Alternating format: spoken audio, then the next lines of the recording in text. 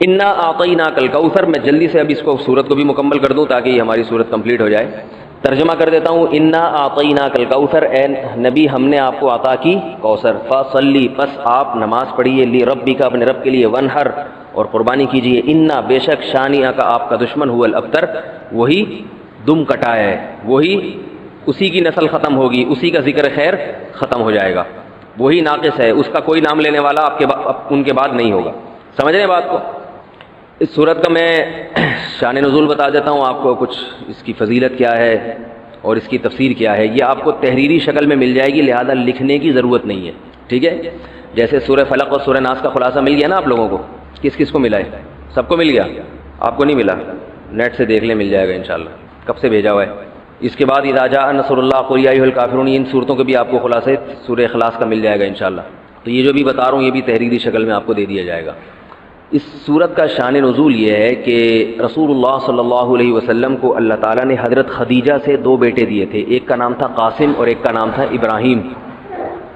آپ صلی اللہ علیہ وسلم کی جتنی بھی اولاد ہوئی ہے صرف حضرت خدیجہ سے ہوئی ہے. حضرت خدیجہ کے علاوہ آپ کی اولاد کسی اور زوجہ سے نہیں ہوئی. حضرت خدیجہ سے 4 بیٹیاں تھیں اور 2 بیٹے. ایک بیٹے کا نام قاسم، دوسرے کا نام ابراہیم. قاسم کی جب ولادت ہوئی ان کا بھی انتقال ہو گیا، اور ابراہیم کی ولادت ہوئی تو ان کا بھی انتقال ہو گیا. عرب میں نرینہ اولاد کی بڑی اہمیت تھی، کیونکہ انسان کا نسب اس کی نرینہ اولاد سے چلتا ہے، بیٹیوں سے نہیں چلتا. بیٹیاں تو غیروں کی ہوتی ہیں، رخصتی ہو کے دوسروں کے ہاں چلی جاتی ہیں، ان کے نسل میں اضافہ کرتی ہیں، ان کی نسل بڑھاتی ہیں. اپنے شوہر اور اپنے شوہر کے ددیال کی نسل میں اضافہ کریں گی. وہ اپنے باپ کی نسل میں اضافہ کون کرتا ہے؟ بیٹا. کیونکہ نسب کس سے چلتا ہے؟ باپ سے چلتا ہے، سوائے بلاول بھٹو کے. بلاول بھٹو کے بارے میں کہتا ہوں کہ بلاول بھٹو اسلامی تاریخ، غیر مسلموں کے ہاں تو ماں سے چلتا ہے جو نیچر کے خلاف ہے، لیکن اہل اسلام میں، اسلامی تاریخ میں سوائے بلاول بھٹو کے آج تک کوئی ایسا شخص پیدا نہیں ہوا جس کے نسب اور خاندان ماں سے چلتا ہو. بلاول بھٹو زرداری کے بیٹے ہیں، مگر خاندان ان کا کیا کہلاتا ہے؟ قوم جو آخر میں لگتی ہے وہ بھٹو کہلاتی ہے، حالانکہ وہ بھٹو ان کی والدہ تھیں، ان کے والد محترم بھٹو نہیں. تو سیاست میں انہوں نے نسب ہی کو بگاڑ دیا اپنا. سمجھ رہے بات کو؟ تو یہ سیاسی لوگ اتنے خطرناک ہوتے ہیں کہ یہ اپنے باپ کے نسب کو بدل دیتے ہیں سیاست کے چکر میں، کیونکہ زرداری لگے گا تو ووٹ نہیں ملیں گے، ووٹ بھٹو کے نام کو کیش کرانا ہے. خیر، تو رسول اللہ صلی اللہ علیہ وسلم کے 2 بیٹے ہوئے، دونوں کا انتقال ہو گیا. عرب میں بے اولادی کو بھی معیوب سمجھتے تھے، کیونکہ آپ کی نسل چلے گی بیٹوں سے، اور بیٹے ہیں جو باپ کی بہت زیادہ عزت کا ذریعہ بنتے ہیں. بیٹیوں کے اپنے فضائل ہیں، لیکن ظاہر ہے نسل بیٹیوں سے نہیں چلتی. تو جب نبی صلی اللہ علیہ وسلم کے دونوں بیٹے مر گئے، دنیا سے چلے گئے، تو عاص ابن وائل بہت بڑا دشمن تھا اہل اسلام کا، وہ اور قریش، دیگر قریش، وہ یہ کہنے لگے کہ محمد صلی اللہ علیہ وسلم معاذ اللہ ابتر ہیں. کیا مطلب؟ ان کی نسل ختم، اور ان کا نام لینے والا ان کے بعد دنیا میں کوئی نہیں ہوگا، کیونکہ بیٹے ہی نہیں ہیں. تو ریاض کون رکھے گا؟ اولاد ہی نہیں ہے، باپ دادا کے نام کون لے گا؟ اولاد تو ہے ہی نہیں، بیٹیاں ہیں. سمجھ رہے بات کو؟ آپ صلی اللہ علیہ وسلم کو اس طعنے سے تکلیف ہوتی تھی، تو اس پر یہ صورت نازل ہوئی کہ اے نبی، آپ کا ذکر ختم نہیں ہوگا، آپ کی روحانی اولاد بہت ہوگی. باقی اللہ نے آپ کو بیٹا کیوں نہیں دیا، یا دیا تو اٹھا کیوں لیا، اس کی حکمت ایک اور مقام پہ بیان کی گئی ہے، وہ میں بتاتا ہوں آپ کو بعد میں. لیکن بتایا گیا کہ اے نبی، آپ کا ذکر ختم نہیں ہوگا، بلکہ یہ جو کہہ رہے ہیں نا کہ آپ کو خیر نہیں ملی، ابتر اسے کہتے ہیں جس کی نسل میں، یا جس کو، کیونکہ جس کی اولاد نہیں ہے نا اس کو یہ سمجھا جاتا ہے، اور حقیقت بھی ایسا ہی ہے کہ بہت بڑی خیر سے محروم ہو گیا. وہ بڑھاپے میں خدمت کے لیے نہیں ہے، کاروبار سنبھالنے کے لیے کوئی نہیں ہے، دین کے مشن کو آگے لینے کے لیے، چلانے کے لیے نہیں ہوگا، اور تذکرہ نسل میں نہیں ہو سکے گا. تو یہ ساری بھلائیوں سے انسان محروم ہو جاتا ہے. تو نبی کو تسلی دی گئی، انا اعطینا الکوثر، اے نبی ہم نے آپ کو خیر کوثر کہتے ہیں خیر کثیر کو، بہت زیادہ بھلائیاں ہم نے آپ کو عطا کر دی ہیں. کوثر سے نہر کوثر تو ہے، لیکن کوثر کا جو لغوی مطلب ہے، ڈکشنری میں جو مطلب ہے وہ کیا ہے؟ اصل میں حوض کوثر کو نہیں کہتے، بلکہ کسے کہتے ہیں؟ خیر کثیر. اے نبی ہم نے آپ کو خیر کثیر عطا کی ہے، جس میں کیا ہے؟ نبوت، عزت، آپ کا قیامت تک تذکرہ ہوتا رہے گا. یہ ساری چیزیں ہم نے آپ کو عطا کر دی ہیں، لہذا ان کے تانوں سے پریشان ہونے کی ضرورت نہیں ہے۔ ان کے نرینہ اولاد ہوگی تو بھی ان کا تذکرہ نہیں ہوگا، اور آپ کے نرینہ اولاد نہ ہو کے بھی آپ کی روحانی اولاد قیامت تک باقی رہے گی، اور آپ کا تذکرہ بہت زیادہ ہوتا رہے گا۔ یہ خیر کثیر ہم نے آپ کو عطا کی ہے۔ پھر اسی خیر کثیر میں سے ایک خیر حوض کوثر بھی ہے، جس کا نام کوثر اس لیے رکھا گیا کہ وہ ایک پانی کی نہر ہے جو نبی صلی اللہ علیہ وسلم کو قیامت کے دن دی جائے گی، اور آپ صلی اللہ علیہ وسلم خود بھی اس سے پئیں گے اور اپنے امتیوں کو بھی اس سے پلائیں گے۔ اس پانی میں بھی اللہ نے خیر کثیر رکھی ہے۔ وہ خیر کثیر کیا ہے وہ ابھی انشاءاللہ میں بتاؤں گا۔ تو اس کا مصداق یعنی یہ آیت منطبق ہوتی ہے حوض کوثر پر بھی، ٹھیک ہے؟ تو یہ تو اس کا شان نزول ہے کہ اللہ نے بتا دیا کہ یہ جو آپ پر طنز اور طعنے کر رہے ہیں یہ لوگ ہیں جن کی نسل ہے ختم ہونے والی، ان کا نام لینے والا کوئی بھی نہیں ہوگا۔ بڑے بڑے سرداروں کے نام تو لیا جاتا ہے ان کا آج، لیکن اچھے جذبے سے نہیں لیا جاتا، ان کا نام برائی کے طور پہ لیا جاتا ہے۔ یہ تو اس صورت کا ہو گیا شان نزول۔ اس صورت کی فضیلت کیا ہے؟ حدیث میں آتا ہے، صحابہ کہتے ہیں کہ ہم بیٹھے ہوئے تھے رسول اللہ صلی اللہ علیہ وسلم کے ساتھ مسجد میں، آپ صلی اللہ علیہ وسلم پر ایک دم کچھ غنودگی سی طاری ہوئی، بے ہوشی کی کیفیت طاری ہوئی جیسے وحی میں ہوتی تھی۔ تو اس کے بعد جب آپ صلی اللہ علیہ وسلم بالکل بیدار ہوئے ہیں، نارمل حالت میں آپ صلی اللہ علیہ وسلم آئے ہیں، تو بڑے خوش تھے، اور آپ صلی اللہ علیہ وسلم نے اس صورت کی تلاوت کی۔ اللہ کے نبی پر جب وحی آتی تھی نا، تو جیسے ہی آپ صلی اللہ علیہ وسلم ہوش کی حالت میں آتے تھے تو فوراً ان آیتوں کی تلاوت شروع کر دیا کرتے تھے تاکہ میں بھول نہ جاؤں۔ تو آپ نے فوراً بسم اللہ الرحمن الرحیم پڑھا، اور انا اعطیناک الکوثر فصلی لربک وانحر ان شانئک هو الابتر، یہ آیتیں نازل ہوئیں اور آپ نے فوراً ان آیتوں کی تلاوت شروع کر دی۔ جب یہ شروع ہوئی تو صحابہ نے پوچھا یہ کوثر کیا چیز ہے؟ آپ صلی اللہ علیہ وسلم نے فرمایا میرے رب نے مجھے بشارت دی ہے کہ قیامت کے دن مجھے ایسی نہر ملے گی، وہ نہر ایسی ہے کہ اس کے جو پیالے ہیں جس سے لوگ پانی پئیں گے وہ چاندی کے ہیں، اور ان کی تعداد ان پیالوں کی گلاسوں کی اتنی ہے جیسے آسمان کے ستارے، اور اس نہر کا پانی برف سے زیادہ سفید ہے اور شہد سے زیادہ میٹھا ہے، اور میری امت میں کوئی بھی اس کا پانی پیے گا تو اسے کبھی بھی پیاس نہیں لگے گی۔ میدان حشر میں جو لوگوں کا سب سے بڑا مسئلہ ہوگا وہ پیاس ہوگا، سب سے بڑا مسئلہ، اور کہتے ہیں سمندروں کا پانی بھی اگر پی لے کوئی ساتوں سمندروں کا تو اس کی پیاس نہیں بجھے گی۔ تو میرے اللہ نے مجھے یہ نہر دی ہے، جو میرا امتی اس سے پی لے گا اسے کبھی بھی ہمیشہ کے لیے اس کی پیاس ختم ہو جائے گی۔ پھر آپ صلی اللہ علیہ وسلم نے فرمایا اسی موقع پر اسی حدیث میں کہ کچھ میرے امتی آئیں گے حوض کوثر سے پانی پینے کے لیے، فرشتے انہیں وہاں سے ہٹائیں گے، دھتکاریں گے، میں کہوں گا کہ یہ میرے امتی ہیں، تو فرشتے کہیں گے کہ آپ کو علم نہیں ہے ما احدثوا بعدک، کہ انہوں نے آپ کے بعد بدعتیں ایجاد کر لی تھی، ہیں تو آپ کے امتی مگر انہوں نے آپ کے دین میں تبدیلیاں کر لی تھی، جو دین آپ ان کو دے کر گئے تھے اس پر انہوں نے قناعت نہیں کی، اپنی طرف سے اس میں اضافے کیے، ایڈیشن کہتے ہیں نا، بہت ساری چیزیں بڑھا لی انہوں نے۔ تو اس میں وعید بھی آپ صلی اللہ علیہ وسلم نے بتا دی کہ حوض کوثر سے بدعتی کو پانی پینے کی توفیق نہیں ملے گی۔ تو یہ تو اس صورت کی فضیلت ہو گئی۔ اب اس صورت کے مضامین کیا ہیں، تفسیر کیا ہے اس کی، اس کے اسباق کیا ہوتے ہیں، یہ انشاءاللہ پھر۔ تو جب نبی صلی اللہ علیہ وسلم نے فرمایا نا کہ تم موت کے بعد دوبارہ زندگی ملے گی، تمہیں اللہ کے سامنے حساب و کتاب دینا ہے، تو وہی مشہور سوال تھا سأل سائل بعذاب واقع۔ اللہ فرماتے ہیں واقع کب ہوگا یہ تو میں نہیں بتاؤں گا، میرا اصول ہی نہیں ہے کہ میں قیامت کا علم بتا دوں، لیکن اتنی بات ہے للکافرین لیس لہ دافع، جو بھی اللہ کا منکر ہے، اللہ کو نہیں مانتا، اللہ کے حکام کو فالو نہیں کرتا، جب وہ عذاب آئے گا تو دنیا کی کوئی طاقت اس عذاب سے ان کو بچا نہیں سکے گی۔ تعرج الملائکۃ والروح الیہ فی یوم کان مقدارہ 50,000 سنہ، 50,000 سال کا ایک دن ہوگا۔ کہیں 1,000 سال اللہ نے ذکر کیا میدان حشر کے بارے میں، کہیں 50,000 سال۔ تو علماء نے بیان کیا یہ لوگوں کے حالات کے حساب سے ہوگا۔ یہ ٹائم کے جو یونٹ ہے نا یہ ہر ایک کے حق میں مختلف ہوتے ہیں۔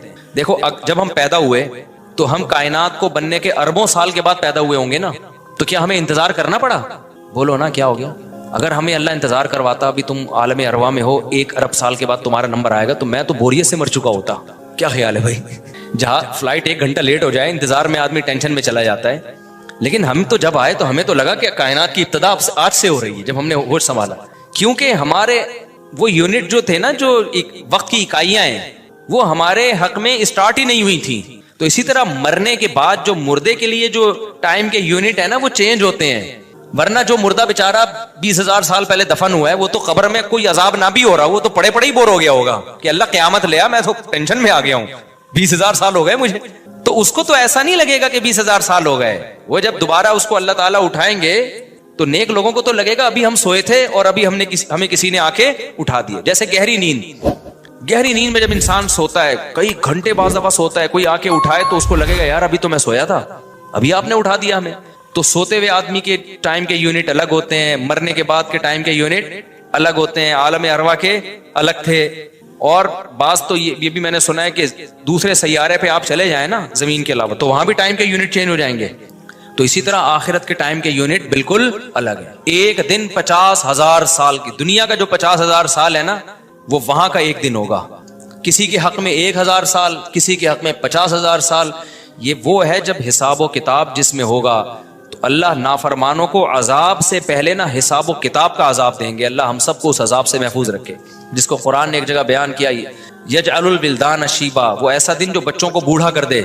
ایسا دن یفر المرء من اخیہ, انسان اپنے بھائی سے دور بھاگے. اس لیے بڑے بڑے اللہ والے وہ جہنم سے زیادہ پناہ مانگا کرتے تھے میدان حشر کی سختیوں سے. جہنم تو اس سے زیادہ سخت ہے, لیکن میدان حشر کوئی کم چیز نہیں ہے, وہ کوئی کم عذاب نہیں ہے. تو اللہ فرماتے ہیں کہ 50,000 سال کے برابر ایک دن ہوگا. فاصبر صبرا جمیلا انہم یرونہ بعیدا. جب مشرک بار بار کہتے بھائی چھوڑو, ابھی لے آؤ نا, ابھی لے آؤ, تو نبی صلی اللہ علیہ وسلم کو پریشانی ہوتی کہ بھئی اللہ وقت بتاتا کیوں نہیں ہے, بتا دے تاکہ میری جان چھوڑیں یہ لوگ. تو اللہ نے پیغمبر صلی اللہ علیہ وسلم کو تسلی دی, فاصبر صبرا جمیلا, اے نبی آپ صبر جمیل کریں. صبر جمیل وہ صبر ہے جس میں ذرا بھی شکایت نہ ہو. انہم یرونہ بعیدا, اے نبی یہ لوگ سمجھتے ہیں اس کے آنے میں بہت ٹائم ہے, لاکھوں کروڑوں سال ہیں. ونراہ قریبا, جبکہ ہم دیکھ رہے ہیں بس آنے والی ہے. کیوں؟ جب آپ مر گئے نا, ابھی دیکھو ہو سکتا ہے 1,000 سال باقی ہوں قیامت آنے میں, ہو سکتا ہے 20,000 سال باقی ہوں, لیکن ہمارے مرنے کے بعد ہمیں نہیں لگے گا 20,000 سال. ہمیں تو ایسا لگے گا ابھی ہم مرے تھے اور اتنی جلدی اللہ نے قیامت قائم کر لی. تو ہمیں تو اپنی موت کے حساب سے چلنا ہے بھائی. ہمیں کیا پتا کہ ہمیں کیا کرنا ہے اس سے کہ 50,000 سال بعد قیامت آئی یا 1 کروڑ سال بعد آئے. جب ہم مر گئے تو ہماری قیامت واقع ہو گئی ہے, ٹائم کے یونٹ ہمارے حق میں چینج ہو جائیں گے. تو اس لیے اللہ کہتے ہیں انہم یرونہ بعیدا, اے نبی یہ سمجھتے ہیں بہت بعد میں آئے گی قیامت. ونراہ قریبا, ہم تو دیکھ رہے ہیں کب ہے, بالکل قریب ہے, زیادہ ٹائم نہیں ہے. یوم تکون السماء کالمہل, اللہ فرماتے ہیں جس دن آسمان تیل کی تلچھٹ کی طرح ہو جائے گا, ایسے پگھل جائے گا آسمان. اتنی بڑی تباہی آنے والی ہے اس کائنات پہ جس پہ ہم فخر کر رہے ہیں, اس یہاں کے شاپنگ سینٹروں پہ فخر کر رہے ہیں. میں بھی ایک پروگرام میں گیا نا اسلام آباد میں, بڑا زبردست پروگرام تھا, بڑے بڑے تاجر آئے ہوئے تھے, تھوڑا سا موٹیویٹ کرنا تھا لوگوں کو تاکہ پیسہ کمائیں. تو یہ تو اچھی بات ہے, اسلام تو آپ کو بزنس کا پیسہ کمانے کا حکم دیتا ہے تاکہ ہم بھکاری پن سے نکلیں. بھکاری پن کو تو پسند نہیں کیا گیا نا, ایک شخص بھیک مانگتا ہے, نبی نے اس کو پسند نہیں کیا, تو پوری قوم پورا کنٹری بھکاری بن کے IMF کے سامنے کشکول لے کے کھڑا ہوا ہو, تو ہمارے نبی اس کو پسند کریں گے کہ کوئی مسلمان قوم ہو اور قومی سطح پہ بھکاری بن چکی ہو. تو یہ علماء کی ذمہ داری ہے لوگوں کو پیسہ کمانے کی ترغیب دیں, بزنس کی طرف لے کر آئیں, یہ مذہبی ذمہ داری ہے. تو میرا اس میں کوئی کمیشن نہیں تھا, میں گیا, میں نے تقریر کی, لیکن ایک چیز کا مجھے اندازہ ہوا کہ یار ایک چیز یہاں پیدا ہو رہی ہے, پیسہ کمانے کے ساتھ پیسے کی محبت بھی آ رہی ہے. تو مجھے خیال ہوا میں اپنی اسپیچ میں ایک بات کہوں کہ آپ یہاں آئے ہیں, سارے ارب پتی کروڑ پتی تاجر ہیں, سب اپنے اپنے تجربے شیئر کر رہے ہیں کہ میں یہ کرتا تھا, آج میں نے اتنے روپے کما لیے, میں یہ کرتا, تاکہ لوگوں کو موٹیویشن ملے. اچھی بات ہے, بہت اچھا پروگرام تھا. تو مجھے خیال ہوا کہ ایک بات میں کہوں کہ ضرور, لیکن ایک چکر نا ہفتے میں ایک دفعہ قبرستان کا ضرور لگایا کرو تاکہ نیتیں ٹھیک ہو جائیں پیسہ کمانے سے. ایسا نہ ہو یہ پیسہ قارون بنا دے آپ کو. ایک دفعہ ایسا کیا کرو, جیسے یہ پروگرام ہو رہا ہے بڑا زبردست, لوگ آ رہے ہیں, ایوارڈ مل رہے ہیں, اور تو یہاں سے نکل کے, لیکن میں نے کہا نہیں, میں نے کہا یہ ان کے مینٹل لیول سے نا اوپر کی چیز, ہر چیز ہر جگہ کہنے کی نہیں ہوتی. یہ کہیں گے مفتی صاحب رنگ میں بھنگ ڈال کے چلے گئے, اچھا بھلا ہم دیکھ رہے تھے اتنے کروڑ پتی لوگوں کو سن کے ہمیں بھی خواب آ رہے تھے, کل ہمارے پاس لینڈ کروزر ہوگی, 4 شادیاں ہوں گی, اب پیسہ ہوگا زبردست, یہاں جائیں گے وہاں جائیں گے. یہ مولوی نے آگے یہاں بھی کیا کر دیا, قبرستان کی باتیں شروع کر دی. تو وہ مناسب نہیں تھا, لیکن دل چاہ رہا تھا کہ میں ان سے کہوں اگلا پروگرام وہ بول دوں گا کہ بہت زبردست پیسہ کمائیں, ایک دفعہ جا کے قبر میں جو آپ سے پہلا کما کے چلے گئے ہیں نا پہلے کما کے, یہ یوٹیوبرز تو یہاں آ رہے ہیں اپنا ایکسپیرینس شیئر کر رہے ہیں, میں ایسا کانٹینٹ بناتا ہوں اور میں ایسے محنت کرتا ہوں. اچھی بات ہے, مجھے بڑی خوشی ہو رہی تھی, تھوڑی سی امیدیں ہوئی کہ شاید پاکستان اب شاید اچھی سمت میں جانا شروع ہو جائے. تو مجھے ان پہ وہ کوئی نہیں, وہ تو بہت اچھا کر رہے تھے, بلکہ یہ تو ایک ظرف کے بڑے ہونے کی بات ہے کہ آپ بتائیں کہ میں نے پیسہ ایسا کمایا, ورنہ لوگ بتاتے ہیں کہاں ہیں. مجھے ان یوٹیوبرز میں خوشی ہو رہی تھی, وہ بتا رہے تھے ہم نے یہ کانٹینٹ بنایا, ہم نے ایسے چینل بنایا, اتنے پیسے کمائے. تو اچھی بات ہے, شیئر کرو یار تاکہ لوگوں کی غربت ختم ہو, وہ بھی کریں یہ کام. لیکن ساتھ ساتھ ایک بات, یہ پیسہ آپ کو سلیمان علیہ السلام جیسا بھی بنا سکتا ہے, اور قارون اور فرعون جیسا, ابو بکر عثمان جیسا بھی بنا سکتا ہے, اور ابو جہل جیسا بھی بنا سکتا ہے. کیا خیال ہے؟ یہ سارے پیسے والے لوگ تھے نا. تو آپ پیسہ کما کے سلیمان علیہ السلام جیسے شکر گزار بن جاؤ, عثمان ابن عفان جیسے غنی بن جاؤ, عبد الرحمن بن عوف جیسے بن جاؤ. اس کے لیے ضروری ہے کہ ہفتے میں ایک دفعہ قبرستان کا وزٹ اپنے خرچے پہ کر لیا کریں, اور ایسے ہی نہیں گزرتے ہوئے وہاں جا کے کھڑے ہو کے قبروں پہ دیکھا کریں کہ میں جتنا بھی بڑا بن جاؤں, میرے یوٹیوب پہ چینل پہ 10 ملین بھی سبسکرائبر آ جائیں, لیٹنا میں نے کہا ہے تھوڑے دنوں میں جا کے بھائی اس قبر کے اندر. لہذا اس پیسے سے میں اس قبر کی تیاری کر لوں تو فائدہ ہے. اور اگر یہ لینڈ کروزر ہی میرا مقصد ہے اور میرا مقصد عیاشی ہی ہے اور شو مارنا ہی ہے, بھائی پھر یہ تو قارون نے آپ سے زیادہ کما لیا. ان خزانوں کے ساتھ ہی زمین میں دھسا ہے وہ. سمجھتے ہو گے نہیں سمجھتے ہو تو تھوڑا سا کبھی کبھار جب بڑے بڑے پروگراموں میں جایا کرو تو تھوڑا سا قبرستان میں. ہمیں تو اللہ نے سہولت دی ہے, بہت خطرناک قبرستان ہے یہ جو ہے نا, کیونکہ گورنمنٹ نے لائٹیں کہیں بھی نہیں لگائیں, تو یہاں تو 2-4 لائٹیں تھی, چرسیوں نے چوری کر لی. اب اندھیرا ہوتا ہے اس میں, اس سے بڑا فائدہ ہوتا ہے. اور جن بھوت بھی لوگوں کو نظر ہوتے نہیں ہیں جن یہاں پر, لیکن لوگوں کو نظر آ رہے ہوتے ہیں, ڈرے ہوئے جا رہے ہوتے ہیں نا. سر کٹا ایک دن نظر آیا کسی کو, بعد میں پتا چلا وہ کمبخت وہ نہیں سویٹر نا یہاں تک اس نے کیا ہوا تھا, سر ہی نہیں تھا اس کا. سویٹر یوں کر کے نا قبرستان پہ بیٹھا رہتا تھا, لوگ بھاگ جاتے تھے, بس سر کٹا آیا ہوا یہاں پہ, ٹھیک ہے نا.